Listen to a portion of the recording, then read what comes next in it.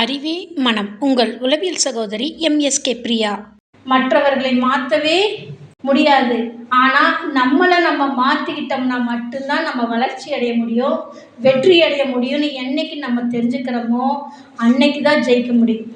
இது அலுவலகமானாலும் சரி, வீட்டு சூழலானாலும் சரி, இப்போ உங்கள் குழந்தைகளானாலும் சரி, உங்கள் லைஃப் பார்ட்னர் ஆனாலும் சரி, பல முறை சொல்லிங்கூட அவங்க மாற்றிக்க மாட்டேங்கிறாங்க அப்படின்னா உங்களாலேயே ஒரு செயல் மாற்றிக்க முடியல, அவங்கனால ஆப்போசிட்டில் இருக்கிற அவங்கனால அது எப்படி மாற்றிக்க முடியும்? சிந்திச்சு பாருங்கள். மாற்றம் வேணும்னா ஃபஸ்ட்டு நம்ம மாறினா ஆப்போசிட்டில் மாற்றம் வரும். அப்போ நான் எத்தனை வேலை தான் செய்யறது? இது வேலை. ஆனால் அவர்களுக்கு அந்த சிஸ்டம் ஃபெயிலியர். நீங்கள் லட்சம் தடவை சொன்னாலும் செய்ய மாட்டாங்க, குச்சி எடுத்து அடித்தாலும் செய்ய மாட்டாங்க, நீங்கள் கூட்டிகிட்டு போய் கையை பிடிச்சி செய்ய வச்சாலும் செய்ய மாட்டாங்கங்கிறது நீங்கள் புரிஞ்சுக்கிட்டு அதை நம்ம செஞ்சுட்டு போனால் நிம்மதியாக இருக்கலாம், நம்ம டென்ஷன் இல்லாமல் இருக்கலாம்.